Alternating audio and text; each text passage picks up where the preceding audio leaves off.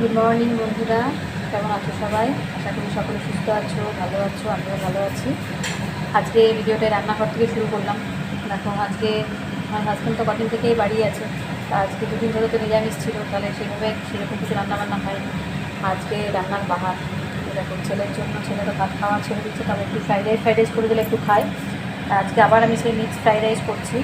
তবে সেদিনকে আমি আরেকদিন করেছিলাম, সেদিনকে আমি রেসিপিটা বলে দিয়েছিলাম, দেখাতে পারিনি। আজ তোমাদের সম্পূর্ণ রেসিপিটা দেখাবো। এরকম তেলের মধ্যে আমি প্রথমে ওই রসুন আর পেঁয়াজটা আমি ফোড়ন দিচ্ছি, এটা আস্তে আস্তে করে ভাজা হচ্ছে।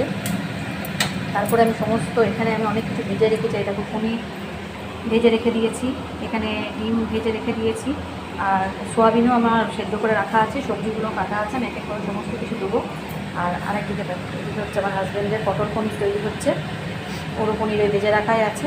এটা বসে জল দিয়ে তারপরে ওই এটা ওদিকেই দুটো আমার চলছে, এটা ভাজা হোক, তারপর সবজিগুলো দিচ্ছি। এর মধ্যে আমি এগুলো সব সবজিগুলো অ্যাড করলাম, এরপর এক এক করে আরও সবজি অ্যাড করবো। এর মধ্যে আমি নুন আর মিষ্টিটা দিয়ে দিচ্ছি, একটু নেড়ে দেবো।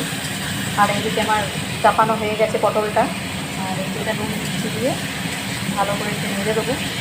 আর ফার্স্টে একটু ভেজে নিলাম, নাহলে জল বেরিয়ে যাবে নুন দিয়ে। নুন মিষ্টিটা দিয়ে এর মধ্যে আমি সয়াবিনগুলো অ্যাড করবো।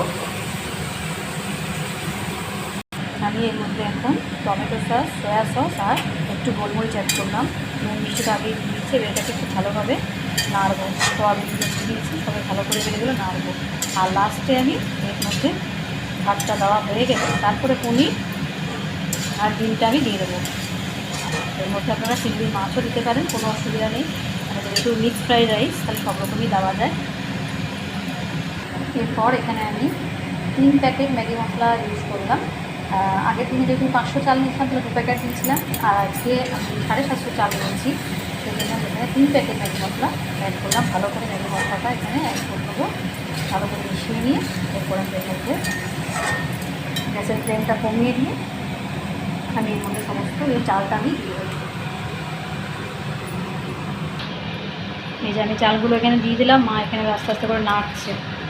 এতটা চাল না, আমি নেড়ে উঠতে পারছি না, মায়ে একটু একটু করে নাড়ছে। এটা ভালো করে একটু মিক্সড করতে হবে, তারপরে আমি এর মধ্যে পনিরটা আর ওই ডিমটা আমি অ্যাড করবো। এর মধ্যে আমি এবারে ডিম আর পনিরটা অ্যাড করে দিলাম, এবার আমি ভেজে নেবো।